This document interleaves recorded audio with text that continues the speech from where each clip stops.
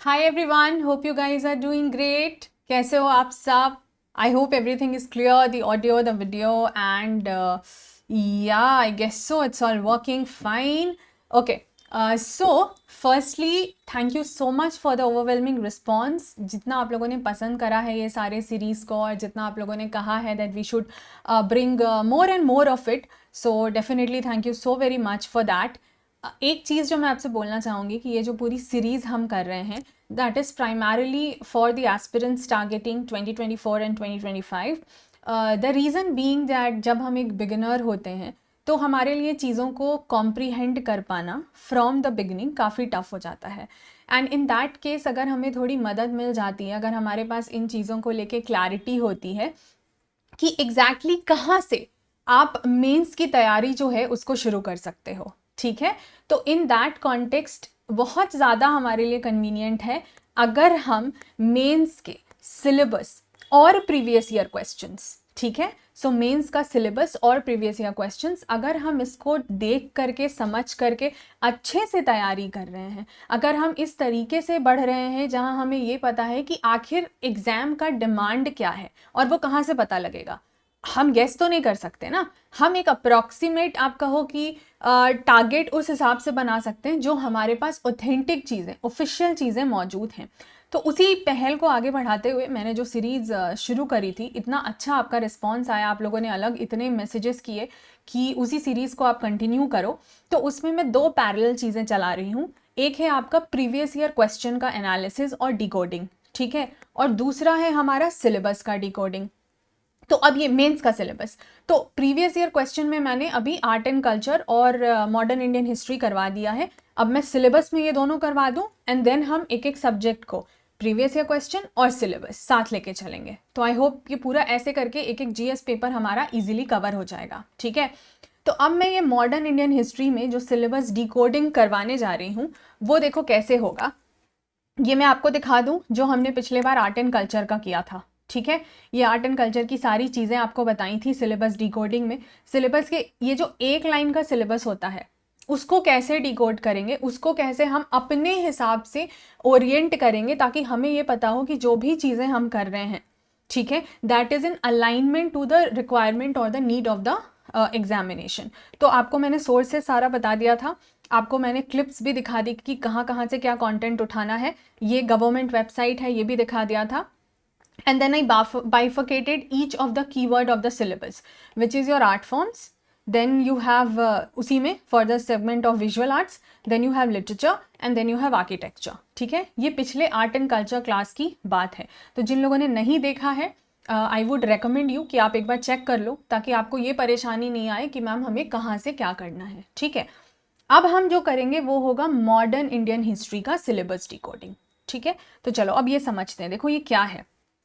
यहाँ हम बात कर रहे हैं, पहले ये देखो आपका सिलेबस क्या बोलता है। आपका सिलेबस बोलता है ये दो चीज़ों को, modern Indian history from about the middle of the 18th century until the present, significant events, personalities and issues, freedom struggle, stages, contributors and contributions from different parts of the country, ठीक है। ये तो broader है, पर क्या इतने से हमें ये समझ में आ जाएगा कि तैयारी कैसी करनी है?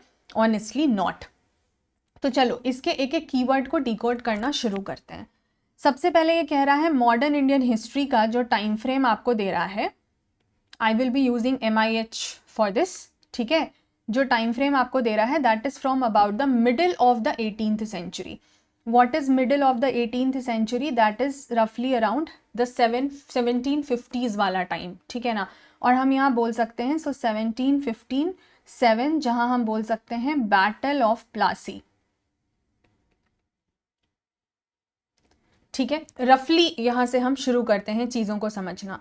और फिर आपको एंड टाइम क्या दे रहा है? अंटिल द प्रेजेंट, ठीक है। अब ये देखो अंटिल द प्रेजेंट की बात हो रही है, इसका मतलब इसका कोई टाइम वो आपको एंड नहीं दे रहा है, ठीक है ना। तो हमको इतना समझना है कि एटलीस्ट टिल इंडिपेंडेंस तो हमें करना ही करना है। सो विच बेसिकली मीन्स रफली from the middle of the 18th century, ठीक है। और आप जब इंडिपेंडेंस पहुंचते हो वो क्या है? 1947, which is the middle of 20th century. तो हमें ये ऑलमोस्ट 200 साल कवर करने ही करने हैं। और उसमें हमें क्या क्या चीज़ें कवर करनी है? we have to look for the important events, we have to look for the important personalities, and also we have to look for the important issues. ठीक है, ये आपको दिक्कत नहीं आएगी. अब देखो यहाँ पे कुछ चीज़ें समझते हैं. जब ये मान लो आपको कह रहे हैं इवेंट्स को लेके, तो अब हमारा काम क्या होगा कि हम इन इवेंट्स को डिकोड करेंगे कि आखिर इवेंट्स से इनका क्या मतलब है. सिर्फ इवेंट्स कह दिया और यहीं पे हम रुक गए तो ऐसा तो हो नहीं सकता है ना. अब इन इवेंट्स में देखो क्या क्या हो सकता है. मान लो किसी तरीके का हिस्ट्री पढ़ रहे हैं तो क्या क्या हो सकता है, किसी तरीके का मूवमेंट हो सकता है, ठीक है, रिवोल्ट हो सकता है, वॉर्स हो सकते हैं, किसी तरीके का बड़ा कोई मैसेकर हो गया, कुछ बहुत तबाही मचाने वाली जो चीज़ हो गई, कुछ भी ऐसा वो हो सकता है. इन्हीं इवेंट्स में, इसको मैं अभी फर्दर डिकोड करूंगी, do not worry about that, इतने पे रहेगा, हम इसको बहुत डिटेल में कवर करेंगे, ठीक है. और ये सारी चीज़ें हम डिटेल में जो एनसीईआरटी से सेगमेंट्स हमें कैचअप करने होते हैं वो हम आपके लिए, एनसीईआरटी रिलेटेड एक बैच भी आ रहा है, आप पाथफाइंडर का अगर देखोगे तो एनसीईआरटी फाउंडेशन बैच जो है वो टीम लेकर आ रही है. 7 अगस्त से क्लास स्टार्ट हो रहा है. अगर आपको डिस्काउंट कोड यूज़ करना है आप अर्पिता कोड यूज़ कर सकते हो, क्योंकि आपको बाइलिंगुअल क्लासेस मिलेंगी. आई will be taking history and geography, आपको नोट्स इंग्लिश में मिलेंगे, ये आपकी पूरी फैकल्टी है. 6 to 12 क्लासेस कवर होंगी, ठीक है. उसके अलावा एनसीईआरटी और जीएस का कंबाइन रखते हैं तो भी आप पैकेज में अवेल कर लो, या फिर आपको सिर्फ जीएस की उड़ान बैच को अवेल करना है आप वो अवेल कर लो, ये आपके उड़ान एजुकेटर्स हैं. और अगर आपको जीएस के साथ ऑप्शनल लेना है, पीएसआईआर, ज्योग्राफी, हिस्ट्री, एंथ्रोपोलॉजी हमारे पास ऑप्शनल्स हैं, अगर आपको इनमें से कुछ लेना है तो भी आप अवेल कर सकते हो, ठीक है. डिस्काउंट कोड हर जगह पे अर्पिता आप यूज़ कर सकते हो, आपको स्क्रीन पे अवेलेबल है. अब हम यहाँ जो समझेंगे, मान लो इवेंट्स को लेके, तो इवेंट्स में हम क्या क्या चीज़ों पे बात कर सकते हैं. और जैसा मैंने आपको बोला, अपार्ट फ्रॉम ये मूवमेंट्स और ये सब, कि मान लो इन इवेंट्स में कुछ इंपॉर्टेंट एक्ट्स हो गए, वो भी तो एक इंपॉर्टेंट स्टेप ही होता है ना, वो भी तो एक माइलस्टोन ही होता है, एक लैंडमार्क इवेंट ही होता है. उसके अलावा हम ये भी बोल सकते हैं कि जो स्टेप्स मान लो या इनिशिएशंस किन्हीं पर्सनालिटीज़ में ने लिए, वो भी इंपॉर्टेंट इवेंट हो सकता है. जैसे मान लो अगर आप बात करो डांडी मार्च की, गांधी जी ने शुरू किया था, तो डांडी मार्च पे अगर हमने बात कर रहे हैं तो अब आपको ये समझ में आ रहा है कि वो एक पर्सनालिटी द्वारा लिया गया स्टेप था, but that came out to be an event, a major event, right. So that's just one example. Similarly we will now try to decode.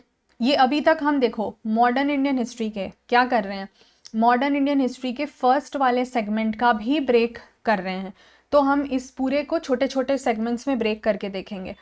अब उसी को और थोड़ा फर्दर डिकोड करने की कोशिश करते हैं. मान लो मैं आपसे बात करूं मूवमेंट्स को लेके, ठीक है. अब मूवमेंट्स पे आते हैं. मूवमेंट्स में हम क्या क्या कर सकते हैं, मान लो हमने कर लिया सिग्निफिकेंस. हम सिग्निफिकेंस किसी मूवमेंट का स्पेशल देखेंगे.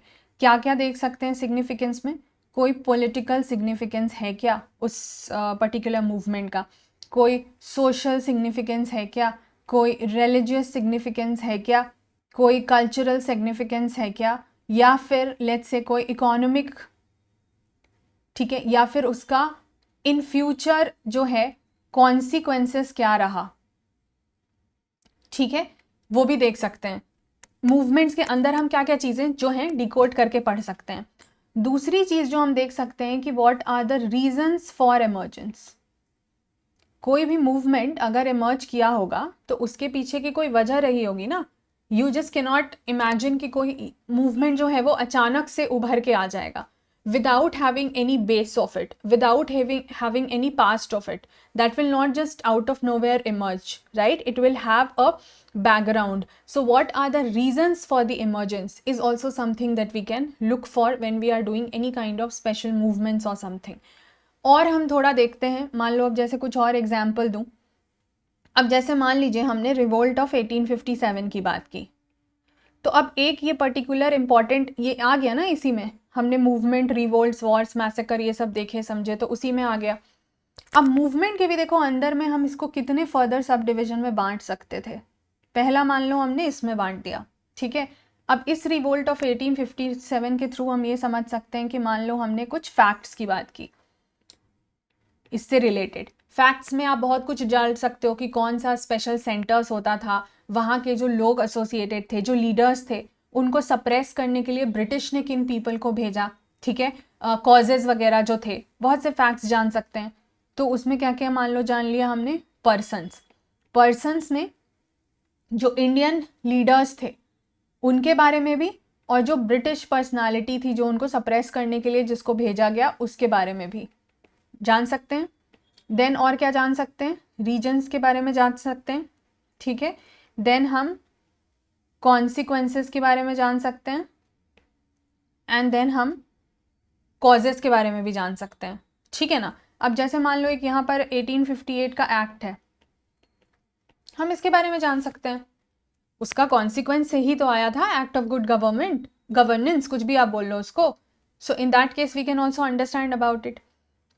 ये तो एक सेगमेंट हो गया, बट उसके अलावा अगर हम इन मूवमेंट्स पे बात करते हैं, क्या इसका दूसरा सेगमेंट आप सोशो रिलीजियस मूवमेंट निकाल सकते हो? अगर आपने अपने मॉडर्न इंडियन हिस्ट्री के सिलेबस को थोड़ा सा ठीक से देखा है, if you are aware about it, you would also be knowing कि उसमें एक चीज़ है, क्या दी हुई है कि एक टॉपिक है सोशो रिलीजियस रिफॉर्म मूवमेंट्स करके। तो अगर हम उसी मान लो मूवमेंट के अंडर में हम सोशो रिलीजियस मूवमेंट्स को कवर करते हैं, तो हम क्या क्या देख सकते हैं, हम देख सकते हैं रोल्स एंड पर्सनालिटीज, ठीक है। दूसरी चीज़ हम क्या देख सकते हैं, किसी भी इंपॉर्टेंट मूवमेंट के फीचर्स के बारे में देख सकते हैं, फीचर्स हम समझ सकते हैं, हम उसके इम्पैक्ट को देख सकते हैं, हम स्पेसिफिक वो रिफॉर्म्स में हुआ क्या वो देख सकते हैं। और ओवर जब आप इम्पैक्ट भी बात करोगे तो आप समाज के हर लेवल पे बात करो, आप चिल्ड्रन से रिलेटेड बात करो, आप कोई समाज की कुरीति है बात करो, आप एजुकेशन बात करो, आप विमेन बात करो, आप कास्ट बेसिस पे बात करो, you will have an number of things to talk about, ठीक है। तो वो अलग से जो है वो फर्दर डोमेन होता है। अभी जो मैंने प्रीवियस ईयर क्वेश्चन एनालिसिस दिखाया था, अगर मैं आपको यहाँ पे एक बार टाइम लेके ये दिखाऊं कि जो मेंस के प्रीवियस ईयर क्वेश्चन एनालिसिस हमने किए थे, ये देखो, ये ना मॉडर्न इंडियन हिस्ट्री वाले ही हैं, जैसे ईयर बाय ईयर 18 का किया, 17 का किया, 19 का किया था, 20 का किया था, 21 का किया था, 22 का किया था। And I had told you कि ये जो मेंस वाला है मॉडर्न इंडियन हिस्ट्री वाला, वो हम कैसे यहाँ से फिगर आउट कर सकते हैं। अब आप उसी के बेसिस पे उसको और ये वाला जो सेगमेंट बनाया है इसको रिलेट करो। This is how it has to be done parallelly. इसलिए अब मैंने क्या करना शुरू किया है, मैं ये सब्जेक्ट्स को साथ में ले रही हूँ। एक तरफ आपको PYQ एनालिसिस भी मिल जाएगा, एक तरफ आपको सिलेबस भी मिल जाएगा, ठीक है। That shouldn't be a problem. ये दो चीज़ें आपने कर ली।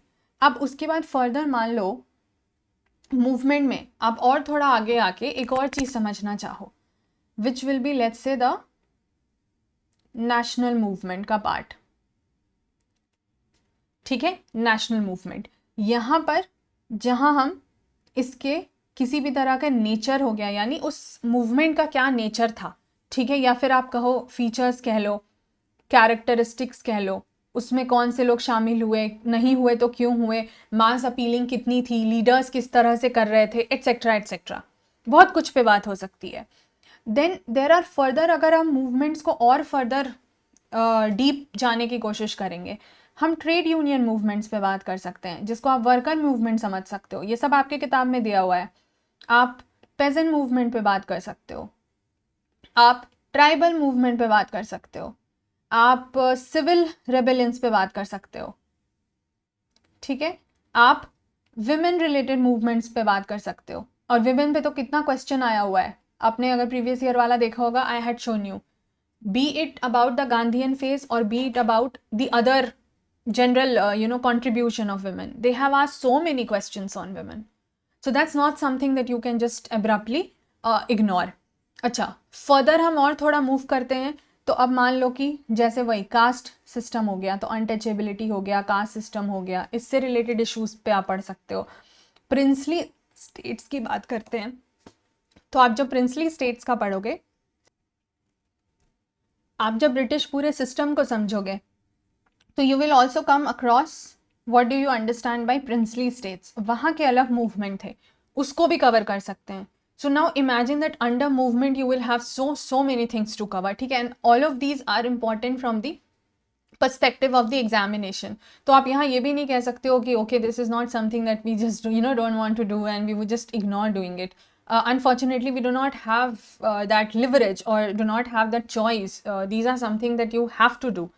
And overall भी अगर मैं आपसे बात करूँ कि मान लो हमने ये जो सारे मूवमेंट, रिवोल्ट्स, वॉर्स, मैसेकर्स देखे थे, उसको भी फर्दर अगर हमको सिंप्लीफाई करना है तो उस ओवरऑल इन सबको मिला के आप कुछ चीज़ें पे क्या क्या देख सकते हो, जैसे कहीं का इम्पैक्ट हो गया, कहीं का कॉन्सिक्वेंस हो गया, इन पर कोई शॉर्ट नोट्स है, ठीक है, वो बना लिया, मतलब शॉर्ट नोट वो आपको लिखने भी दे सकते हैं, इनके चीफ फीचर्स पे बात कर ली, and of course what are the stakeholders और let's say the parties that are involved,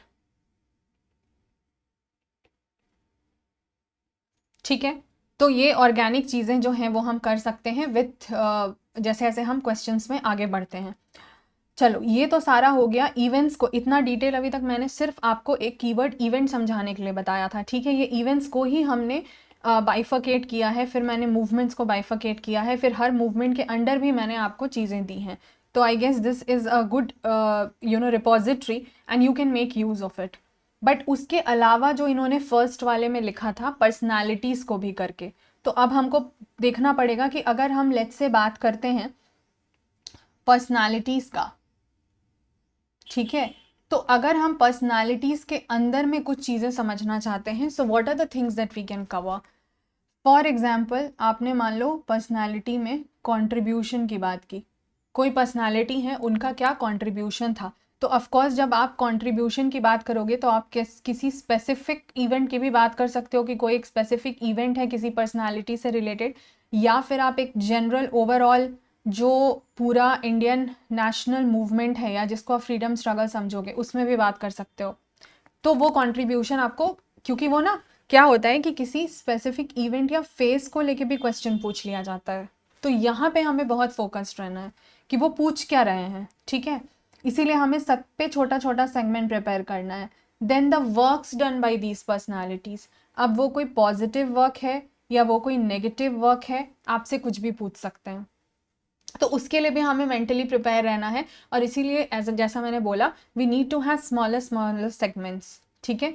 फिर उनसे एसोसिएटेड हर पर्सनालिटी से एसोसिएटेड, मान लो वी कैन नॉट से कि चलो हर पर्सनालिटी किसी बहुत ही मेजर मूवमेंट से एसोसिएट होंगी, बट हो भी तो सकती हैं। तो अगर हमारे पास ऐसे एसोसिएटेड मूवमेंट की लिस्ट है, अब जैसे मान लो महात्मा गांधी की बात करते हो तो you talk about civil disobedience, you talk about non cooperation, you talk about quit India movement, there are many such movements you know that you could have talked about related to different personalities. तो इस तरीके से अगर हमारे पास एक list होती है तो हम उनका रोल देखते हैं।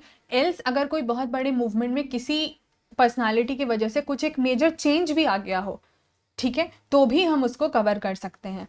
अच्छा, डेफिनेटली ओवरऑल इम्पैक्ट क्या रहा पर्सनालिटी का, मतलब उनके जो भी इनिशिएशंस रहे, not just as a person but उनके जो इनिशिएशंस रहे या उनका जो थॉट रहा।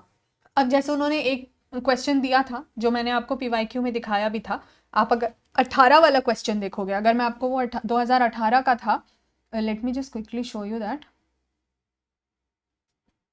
ये देखो, throw light on the significance of the thoughts of Mahatma Gandhi in the present time. तो किसी पर्सनालिटी का थॉट पे आपसे सिर्फ ये नहीं पूछ रहे हैं कि हिस्ट्री में क्या रेलेवेंस था, that relevance they are also asking you in the present times. तो आपको अगर उनका थॉट ही, या किसी भी पर्सनालिटी का अगर आपको उनका थॉट प्रोसेस नहीं पता है, आपको उनके बारे में नहीं पता, तो आप एक सिंगल मेंस में क्वेश्चन आ रहा है और जीएस में you do not get an option. इस बात को समझो, जीएस में आपको ऑप्शंस नहीं मिलेंगे कि ये क्वेश्चन चूज करो या नहीं करो, जितने क्वेश्चन हैं आपको वो अटेम्प्ट करने हैं। आपको आ रहा है तो आप कर पाओगे, आपको नहीं आ रहा है तो इधर you will just write any random thing और you will leave the paper, दो ही चॉइस होती है। दोनों के केस में नंबर मिलते नहीं ढंग के। तो ये हमें समझना है कि अगर हमको नंबर लाना है, स्कोर करना है, तो we need to be very precise about what exactly are we writing, ठीक है। हम रैंडम कुछ भी नहीं लिख सकते हैं। तो आप वहीं पे ये चीज़ों को देखो कि आप जब इम्पैक्ट की बात करोगे तो आप ना तो सिर्फ प्रेजेंट कॉन्टेक्स्ट में, मतलब जो प्रेजेंट कॉन्टेक्स्ट है उसका भी देखोगे और जो हिस्टोरिकल कॉन्टेक्स्ट है वो भी समझोगे, ठीक है। तो यहाँ पे क्या हो जाएगा, रोल ऑफ थॉट्स हो जाएगा, है ना, या रोल ऑफ आइडियाज़ कह लो, ये सब हो जाएगा, ठीक है। That is one thing. उसके अलावा जब हम बात करते हैं आगे और इम्पैक्ट के साथ में, तो डेफिनेटली किसी भी पर्सनालिटी के अचीवमेंट्स को लेके हम बात कर सकते हैं, ठीक है। That is one very clear objective here. उनके क्या अचीवमेंट्स हैं और वो इम्पैक्ट में ही ऐड हो जाएगा, क्योंकि जो अचीवमेंट्स होंगे आखिर उसका कुछ पॉजिटिव इम्पैक्ट हमको दिखा होगा, तो वो काइंड ऑफ ओवरलैप हो जाता है। एक जनरल शॉर्ट नोट मेरे हिसाब से आपको प्रिपेयर करके रखनी चाहिए हर पर्सनालिटी पे, specially the ones that have been asked earlier. और इसमें आप क्या करोगे, that should include every point, जो इतना अभी हम ऊपर इंडिविजुअल सारे पॉइंट्स कवर कर रहे हैं, उसका एक मर्जर होना चाहिए, छोटा छोटा छोटा छोटा, 5 line, 5 line contribution, 5 line associated movement, 5 line impact, achievement, thought का क्या रेलिवेंस है, एट्सेट्रा एट्सेट्रा। अब जैसे मान लो उन्होंने क्या कर दिया है कि वो पर्सनालिटी पे आपको कंपैरेटिव क्वेश्चंस भी देते हैं, कि महात्मा गांधी को मान लो सुभाष चंद्र बोस के साथ कंपेयर करो, महात्मा गांधी को बी आर अम्बेडकर के साथ कंपेयर करो, ठीक है, इस तरीके से भी। तो कंपैरेटिव अप्रोच भी आपको, तो अगर आप इंडिविजुअल सबके बारे में जान रहे हो तो कंपैरेटिव अप्रोच रखना तो परेशानी नहीं होगी, है ना। You just have to learn to frame your answer, आपको उसको थोड़ा तरीके से पेश करना पड़ेगा, that is the only thing that would be needed. अच्छा, उसके अलावा हम और समझेंगे पर्सनालिटीज़ में हमें ये सबसे पहले जो ध्यान रखना है वो ये नहीं है कि हम यहाँ पे सिर्फ इंडियन पर्सनालिटीज़ लेंगे, हम इंडियन के साथ साथ हमें ब्रिटिश पर्सनालिटीज़ भी लेनी है। जैसे इनके जो मान लो गवर्नर जनरल हैं या वाइस रॉयज़ हैं, क्योंकि जो उस पर भी क्वेश्चन आया हुआ है, डलहौजी पे क्वेश्चन आया हुआ है, लॉर्ड कर्जन पे क्वेश्चन आया हुआ है। तो वाइस रॉय और गवर्नर जनरल का रोल, उनकी जो पॉलिसीज़ हैं, ठीक है, या उन्होंने कोई स्टेटमेंट कह दिया, उसका क्या रेलिवेंस है, दैट ऑल्सो बिकम्स इम्पॉर्टेंट। और इन सब के बीच में, ये तो मेंस के पर्सपेक्टिव से काफ़ी मैंने आपको इंपॉर्टेंट चीज़ें बता दी, बट इन सब के चीज़ में अगर मैं आपको एक प्रीलिम्स रिलेटेड चीज़ बताऊं जो प्रीलिम्स के हिसाब से बहुत ज़रूरी है, वो ये है कि इन सब से एसोसिएटेड इंस्टीट्यूशंस क्या हैं, ठीक है, या ऑर्गेनाइजेशंस क्या हैं, या इन्होंने क्या, जो आप कहो कि कुछ स्टैब्लिश किया, या न्यूज़ लिखा, न्यूज़पेपर में मतलब रोल प्ले किया, एडिटर थे, बुक्स लिखे, ऑथर्स रहे, ठीक है, तो वो सारी चीज़ें, अब जैसे किन्होंने स्टैब्लिश किया, रीजंस क्या था, फीचर्स क्या थे, इम्पैक्ट क्या थे, इन सब चीज़ों पे भी आपका एक छोटा सा नोट जो है वो तैयार होना चाहिए। I guess I am clear with the personality aspect also. अब हम वापस सिलेबस पे जाते हैं, तो इन्होंने आपको बोल दिया इवेंट्स, पर्सनालिटीज़, ठीक है। अब हम क्विकली थोड़ा इश्यूज़ को देखने की कोशिश करेंगे कि इश्यूज़ को लेके क्या क्या चीज़ें हैं जो हम कवर कर सकते थे। ओवरऑल देखो वही होता है कि ये जो पूरा इशू है ना, एक्चुअली ये ओवरलैपिंग ही है, इसको आप बहुत सेग्रीगेट कर नहीं सकते हो। कैसे करोगे, कोई भी इवेंट अगर हो रहा है, कोई भी इवेंट अगर हो रहा है, कोई भी पर्सनालिटी एसोसिएटेड है, कोई भी मूवमेंट है, रिवोल्ट है, तो वो सब किसी इशू के अराउंड ही इर्द गिर्द घूम रहा है। तो दैट इज़ समथिंग एक्चुअली जो आप अलग से शायद बहुत डिटेल में प्रिपेयर नहीं कर पाओ, क्योंकि इसको आपको इसके साथ और इसके साथ इंटीग्रेट करके करना पड़ेगा। अब ये तो एक एस्पेक्ट हो गया। ये जो दूसरा वाला है, the freedom struggle stages, contributor contributions from different parts of the country, है ना, तो उसको भी अब हम थोड़ा सा देखते हैं कि इसको हम कैसे फर्दर सिंप्लीफाई कर सकते हैं। तो बेसिकली इन्होंने क्या बोला, इन्होंने बात की आपके सामने फ्रीडम स्ट्रगल की, और फिर फ्रीडम स्ट्रगल में अभी आपसे कह रहे हैं कि भाई स्टेजेस को जो है वो डिकोड करो। अब स्टेजेस को देखो हम डिकोड करके क्या समझते हैं।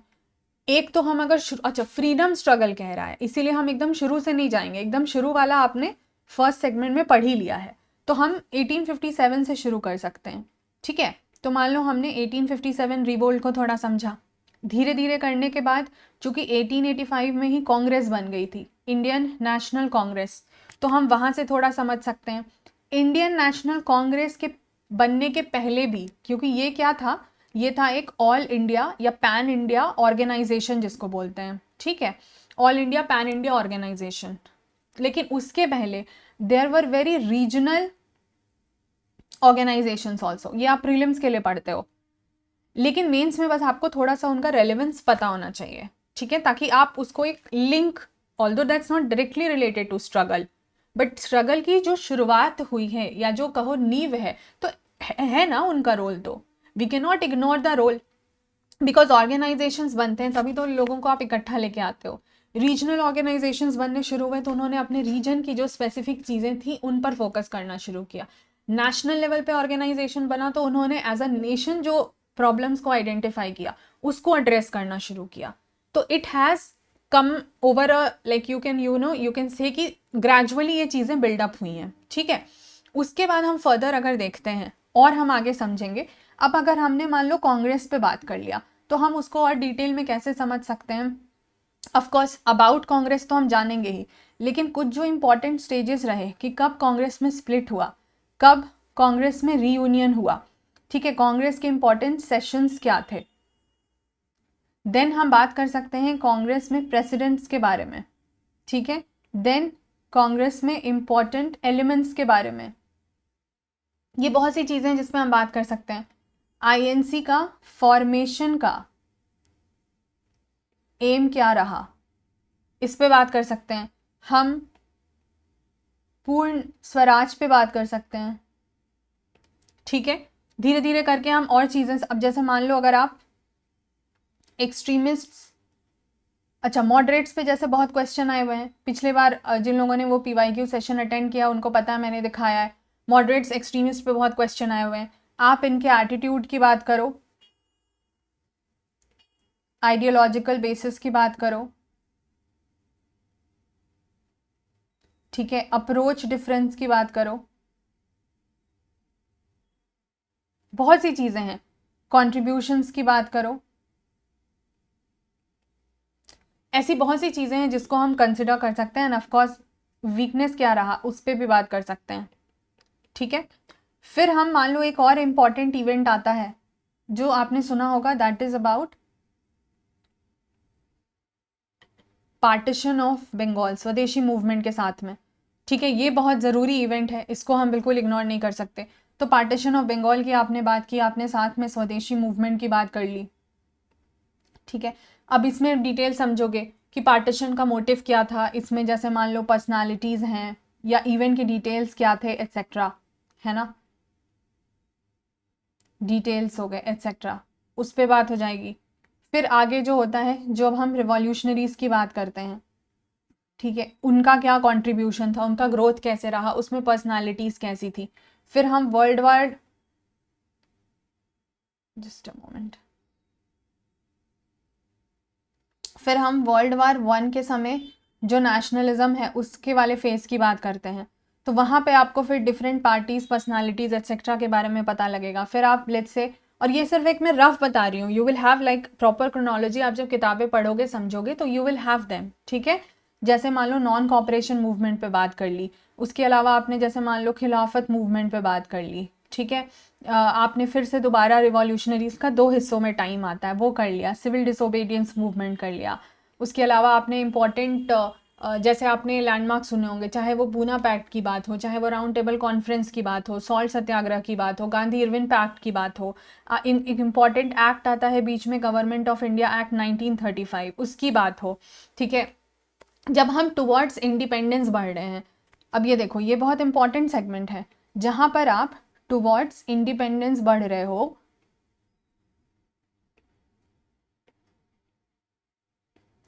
अब उसमें आप बहुत सी चीज़ें देखोगे। जैसे हो गया मान लो ऑगस्ट ऑफर, ठीक है।